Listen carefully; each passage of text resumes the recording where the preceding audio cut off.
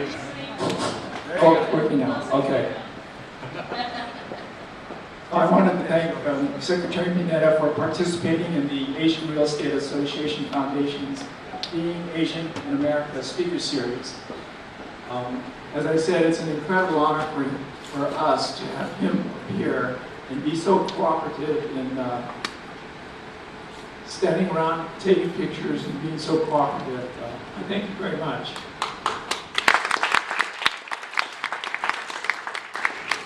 Also, as Evan mentioned, I want to thank the Silicon Valley chapter for putting on this event.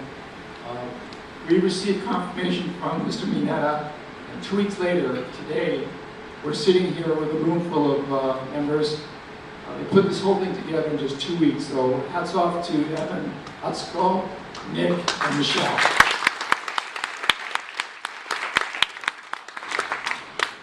The format for today's program is very simple. I am just going to ask him a few questions, and he'll respond. And then, if we have time, we'll accept questions from the audience. We have this mic is color-coded. When it's green, that means it's on. And when it's yellow, that means it's off. We just found out that Mr. Mineta is colorblind. So we can't tell whether the mic is on or off, so I'm going to have to pass him the mic, so it's a little awkward, but we'll work it out. You know, I'm so curious to find out how you feel about having an airport named after you. And I wanted to find out, do they make you go through security? Absolutely. And I always tell people, isn't that strange? My parents named me after an airport.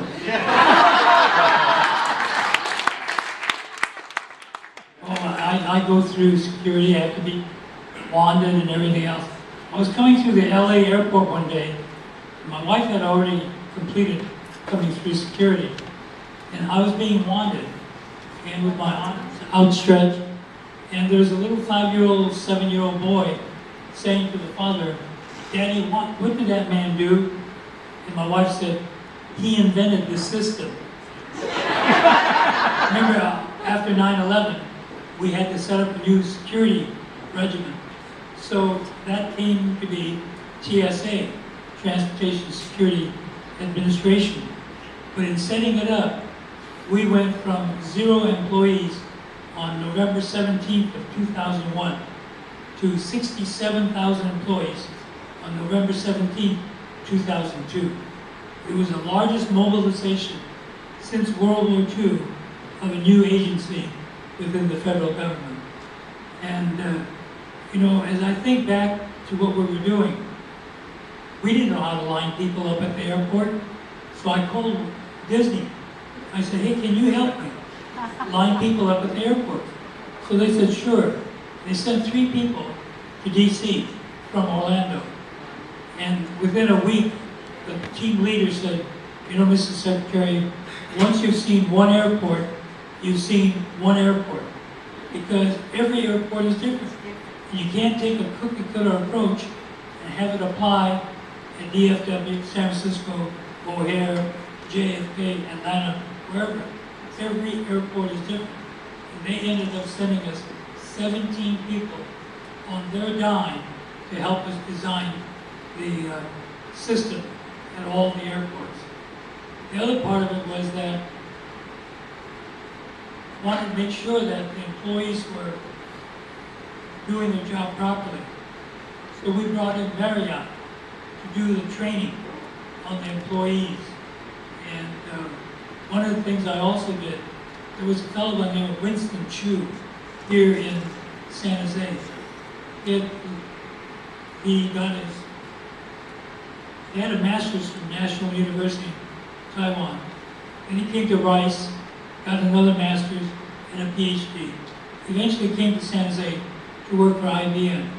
And then by 1984, he hit the glass ceiling.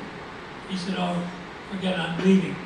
So he left IBM, set up a company called Selectron, and in 6 years, he won the Malcolm Baldrige National Quality Award. And then that was 1991. 1997, at the time it was he was a $400 million company. He won it again in 1997. And at that point, he was a $2.8 billion company. So I called him up and I said, Winston, you must have done something correctly.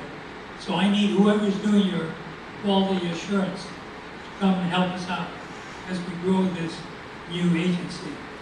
So Dr.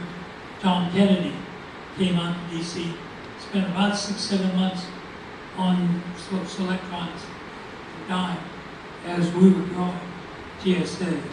So it comes from a combination of not only being a Berkeley graduate. How many Berkeley graduates? Hey, go Bears.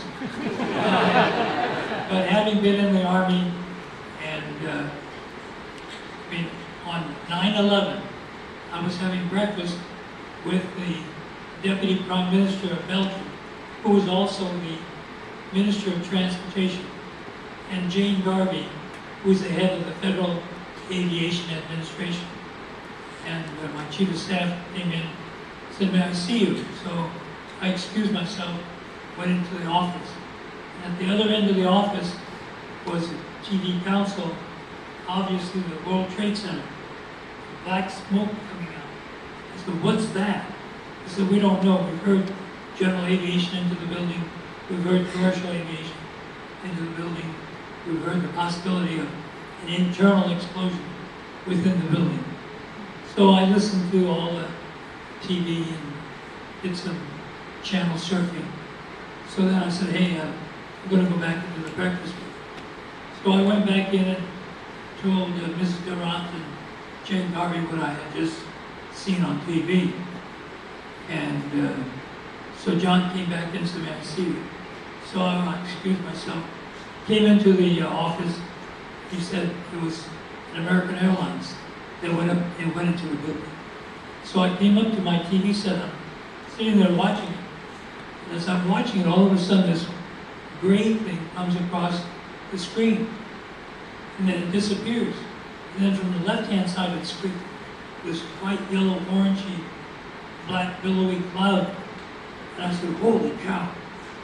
What was all that about? Or words to that effect. And so then that really got my attention, because I knew by the colors that was the United Airlines plane. So I said, John, I've got to get back in. So I went back in. I said, I don't know what's happening in New York, but it's something I'm going to end up having to deal with. And Jane, you've got to get back to the operations center at FAA. So by the time I got back into the office, the White House called saying, get over here right away. So I grabbed some stuff, put it in my briefcase, and went to the White House. As we were driving into the White House, West Executive Drive, people were running out of the old executive office building. They were running out of the White House. And I said to my driver and security guy, is there something wrong with this picture? We're driving in, everyone else is running away. So I went into the White House and the officer said, you've got to be briefed by Dick Sklar in the Situation Room. So I went in there and he told me not much more than what I had already heard on television. Then he said, you've got to be at PI. So what's the PI? That's the Presidential Emergency Operations Center. It's a bunker way under the White House. And so I said, I have no idea where it is. And there was a Secret Service agent standing there. He says, I'll take you. So we went down to the PI. Probably got there about 9:20. And so there's a big, long conference table, 30 feet, 40 feet long, about 12 feet, 15 feet wide. Chairs all the way around the conference table. And between each of the chairs, there's a phone. So one phone here I set up in my office. This one I set up to the operations center, the FAA, and said, keep the line open, don't hang up. So from that point on, we stayed there in that same seat till about 5 o'clock that afternoon. And a military officer came in and said to the vice president, who was sitting directly across from me, there's a plane heading towards DC. So I'm on the phone with Monty Belcher, the #2 guy at FAA. He said, Monty, what do you have on radar of a plane coming towards DC? He said, well, we're tracking this target. The transponder has been turned off. And on my credenza behind my desk, I had a TV monitor outline of the 48 states, Alaska, Hawaii. And there were dots all over. I took my mouse, put it on one of the dots, then the flag comes up. And it'll say something like UA 123, United Airlines, flight 123. Then it would say B752, Boeing 757-200 series. Then it would say PDX, and a number of navigation points, and then ORD.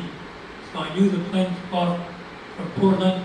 This is the navigation points it was using to get to O'Hare, Chicago.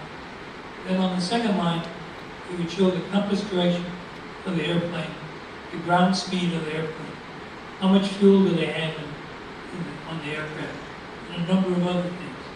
But that transponder had been turned off, so they had no idea who that airplane was. And all they were doing was tracking that little white dot on the radar screen as it made the 11-second sweep by radar. So every so often I'd say, Monty, where is that plane? And it's hard to look at the radar set and then relate it to a point on the ground. And he said, well, it's probably somewhere in the middle of Pennsylvania. And every so often I'd say, where is it now? And he'd say, well, it's north of Boston. Where is it now? It's near Roslyn. Where is it now? Well, it's somewhere between Roslyn and National Airport. Where is it now? Probably somewhere between Pentagon City and National Airport. Where is it now? Oops. Oops, what? We just lost the bogey. We just lost the target. Where'd you lose it? Somewhere between Pentagon City and National Airport. As we were on the phone, someone broke into the line and said, Mr. Secretary, we just got a call from an Arlington County police officer who saw an American Airlines go into the Pentagon. At that point, I said to Monty, Monty, that's the third commercial aircraft being used as a missile. And we don't know what's going on. In the military, they have something called stand down, where they bring everything forward and try to figure out what's going on and try to extricate themselves from the problem they have. So I said, we're going to have to do our own stand down. So I said, let's bring all the airplanes down. And Monty was the air traffic controller at the base level, and now was the #2 at the Federal Aviation Administration. He said, Mr. Secretary, we'll bring them all down per pilot discretion. Pilot to the captain of the ship. And I said, Monty, screw pilot discretion. I want all the planes down. Because I didn't want to pilot over Albuquerque or Phoenix. Figuring, well, I'll just fly on to LA. I'll be able to sleep in my own bed tonight. So I want all the airplanes down. So at that point, we had 4,638 airplanes in the air. And from the time we said, bring them all down, it was 2 hours and 20 minutes that all those planes were down on the ground safely, without incident. About 9:45 in the morning, I called the Minister of Transport of Canada, David Colonette. I said, David, I need your help. He said, well, we're watching television as to what's going on down there. What is it you need? He said, I've got planes coming in from Europe, planes from Asia that are now beyond the halfway point. Because the others that were not beyond the halfway point were told to go back to where they took off. So we have a bunch of planes coming in. I said, I don't want to take them and you take them in Canada. Well, Canada has a private air traffic control system. So he said, well, let me put you on hold, I'll get right back. So I was on hold for less than 2 minutes, and David got on the phone, he said, we'll take them all. End of September, he came down and brought a picture with him of the plane, the airport in Halifax, Nova Scotia. This little town has probably a population of about 5,000 people. About 5 o'clock that day, that population had gone to 12,000. They don't have hotels, no motels, so they had to open up church, social halls, schools, put in cots, and some people even had people staying in their own homes. And but the picture that he brought with showed 53 wide-body and single-aisle planes, wingtip to wingtip, nose to tail, all lined up at that little airport in Halifax. Now, on the 5th anniversary of 9/11 in 2006, I was up there to thank everybody for what they did 5 years ago. And I met a couple. He was from London, she was from Houston, and they were celebrating their 3rd wedding anniversary because they had met 9/11, 2001 in Halifax.